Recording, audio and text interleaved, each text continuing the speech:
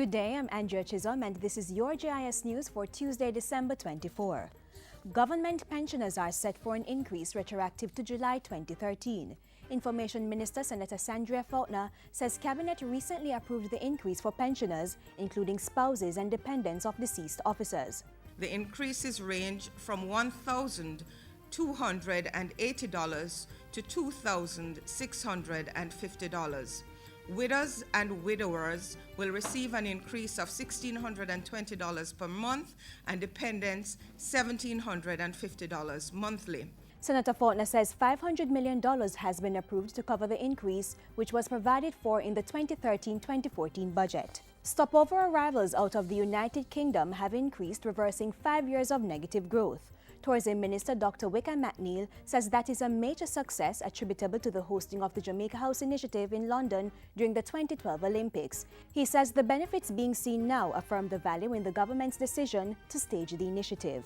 All our travel partners had come to Jamaica House, and even in Jamaica House we were able to finalize some deals and have discussions which we felt would have far-reaching effects. This year is the first year now we're showing positive growth, and strong positive growth of 4.6%. National Security Minister Peter Bunting says the DNA bill designed to assist crime fighting will be ready for tabling in the Parliament in January 2014. While speaking at a recent Jamaica House press briefing, Minister Bunting cautioned that the DNA legislation would not by itself be the ultimate solution to solving crimes. What it is going to facilitate is the compulsory collection of DNA samples from suspects and the maintenance of a database of these samples and the profiles that they get from the samples.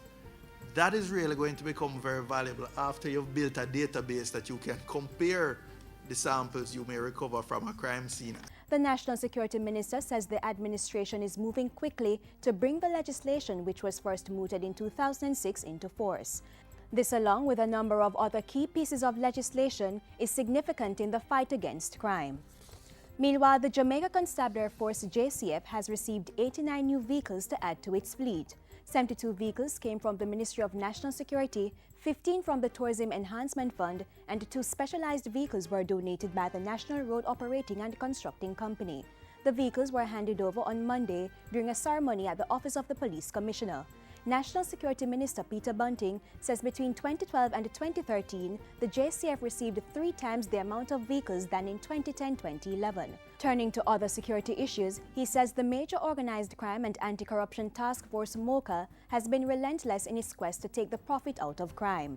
We're seeing many white-collar criminals, many white-collar suspects now being arrested.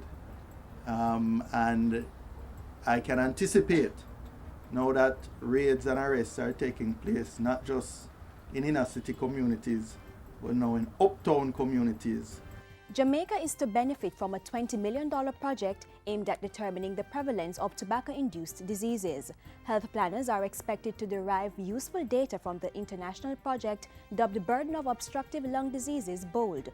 Focus will be on chronic obstructive pulmonary disease, COPD, one of the leading tobacco-induced conditions. This particular project will give us a lot of information, put health plans in place in our health system, which will only improve the quality of health care. The BOLD project will be undertaken by the Ministry of Health in collaboration with the Pulmonary Research Group from the University of the West Indies Department of Medicine. It begins in March 2014 and is jointly funded by the National Health Fund and the UWI Principals Initiative Fund. And finally, the Anota Bay Hospital has received some well-needed equipment to improve its service delivery. The donations, inclusive of a blood pressure unit and the suction machines, came from a number of corporate entities. They were presented to the facility recently as part of the Governor General's hospital tour. During our tour, we want to cheer not just the patients, but the faithful and committed and dedicated workers who give of themselves every day and who are on the front line taking care of our nation. And that's it for GIS News today. I'm Andrea Chisholm. Thank you for watching.